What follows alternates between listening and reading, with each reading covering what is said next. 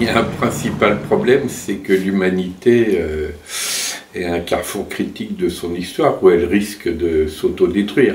Elle a même l'embarras du choix, elle peut détruire ses écosystèmes vitaux, question du dérèglement climatique, biodiversité, grande pollution, elle peut s'autodétruire elle-même. Le stock d'armes de destruction massive est toujours actuel et presque plus dangereux, en tout cas pour des raisons accidentelles qu'auparavant. Et puis elle peut aussi se détruire par ce qu'on pourrait appeler une fatigue d'humanité.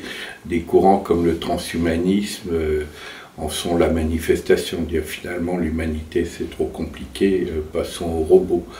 Donc l'enjeu essentiel c'est comment l'humanité évite de se perdre et franchit au contraire un saut qualitatif vers la voie de sa propre humanisation. Homo sapiens sapiens n'est pas une origine, ça se saurait, mais par contre ça doit être un projet.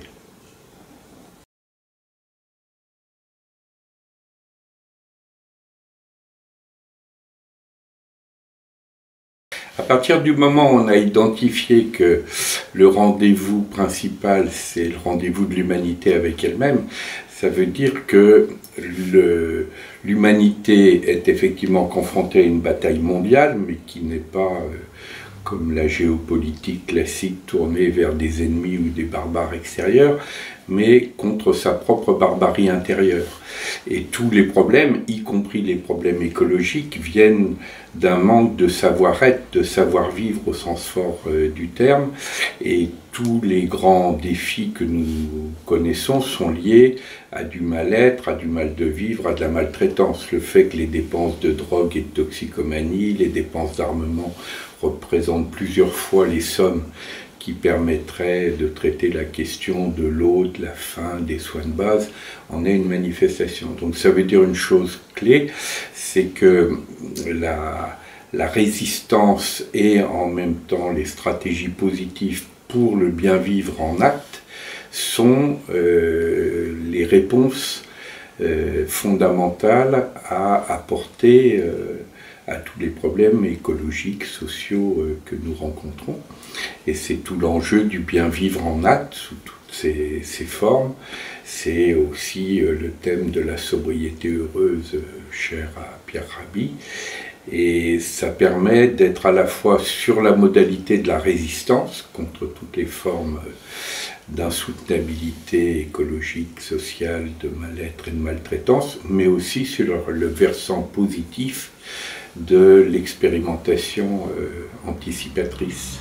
C'est la fameuse phrase de Gandhi, soyons le changement que nous proposons, c'est-à-dire dans tous les domaines où dans nos modes de résistance nous réclamons une nouvelle approche de la richesse construite à partir de ce qui compte et non pas de ce que l'on compte, une nouvelle approche du pouvoir à travers d'autres formes démocratiques, une autre approche des transports, de l'habitat, bref dans tous les domaines, de ne pas se contenter de le revendiquer mais de le mettre en œuvre et même de le mettre en œuvre à travers un projet récit très radical, c'est-à-dire imaginons la forme de république terrienne qui serait conforme à nos objectifs et commençons à nous organiser pour la vivre et à relier tout territoire, des plus importants aux plus minimes, qui ont comme caractéristique d'aller dans ce sens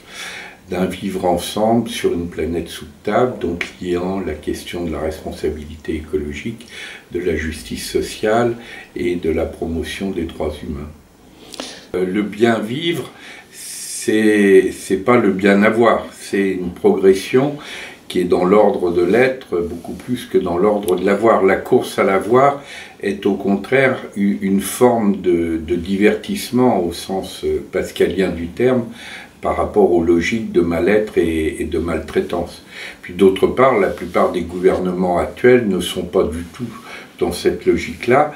Ils sont dans une forme de sécession des oligarchies, c'est-à-dire ils ont intégré le fait que le mode de production, de consommation qui est celui du capitalisme actuel, est incapable d'être écologiquement possible pour 9-10 milliards d'êtres humains, donc ils sont dans une forme de sécession des oligarchies, et c'est la raison pour laquelle ils continuent à creuser les inégalités sociales et à être dans des logiques d'irresponsabilité écologique. Donc ils ne le souhaitent pas du tout, cette situation. On est davantage dans l'hypothèse de Bruno Latour sur le fait que eux sont plutôt dans des logiques survivalistes, de dire effectivement c'est insoutenable, mais comme nous ne voulons pas changer nos modes de vie, de consommation, de développement, comment nous faisons pour nous en sortir, nous par exemple les Blancs du système occidental. En gros, c'est les stratégies de type Trump.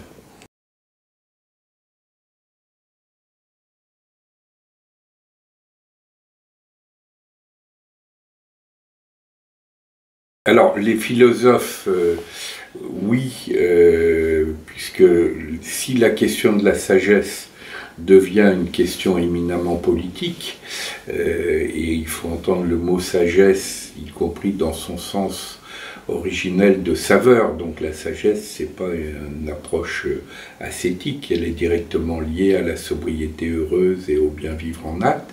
Donc effectivement, nous avons besoin de citoyens philosophes, de ce qu'on pourrait appeler un mouvement philosophique de masse des citoyens du monde. Et les politiques peuvent faire quelque chose, mais s'ils changent leur rapport au pouvoir, c'est-à-dire s'ils redonnent au verbe pouvoir son sens de verbe auxiliaire qui s'écrit avec des compléments, donc c'est un pouvoir de création qui est démultiplié par la coopération. Si le politique est un pouvoir de conquête et de domination, lui il se nourrit au contraire de la dépression. Donc les politiques avec lesquelles il faut passer des alliances, c'est uniquement les politiques qui manifestent leur volonté de changer leur rapport au pouvoir.